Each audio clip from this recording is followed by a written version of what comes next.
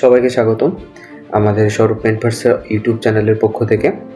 আমরা ছোট একটা বিষয় অ্যানাউন্স করার জন্য মেইনলি ভিডিওটা করছি।